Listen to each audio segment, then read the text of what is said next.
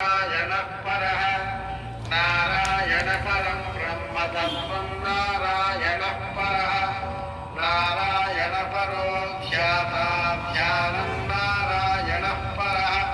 यच्च किञ्चित् जगत्सर्वं दृश्यते श्रूयते विवा अन्तर्बहिश्च तत्सर्वं व्याप्य नारायणस्थितः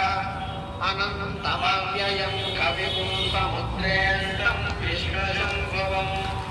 सप्तकोशप्रतीकाशकं हृदयं चाप्यधोमुखम् अधो नित्यापि तस्यान्तेनाभ्यामुपरितिष्ठति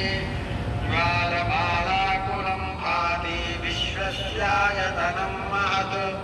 सन्ततकुं शिलादिस्थूलं पद्याकोशसन्निभम् तस्यान्ते सुशिरगुं सूक्ष्मं तस्मिन् सर्वं प्रतिष्ठितं तस्य मध्ये महानग्निर्विश्वाख्यर्विश्वतोमुखः सोऽग्रभुग्विभजन् तिष्ठन्नाहारमजरः कविः तिर्यगोध्वमदस्यायैरश्मयस्तस्य सन्तता संतापयति सन्देहमापादतलमस्तकः तस्य मध्ये वह्निशिखा अणीयोर्ध्वा व्यवस्थितः नीलतो यदमध्यस्तात् विद्युल्लेखे बभास्वरा नीवारशोकवर्णन्वी पीताभास्वत्यनूपमा तस्याः शिखाया मध्ये परमात्मा व्यवस्थितः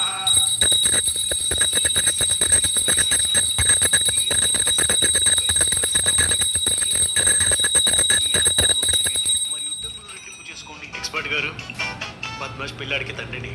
యాప్ డౌన్లోడ్ చేసే ముందు మీ జాతకం మొత్తం తీయిస్తా. నేను తెలివి తక్కువ వాడిని కాదు, డిస్టింక్షన్. యూపీఐ చెప్తుంది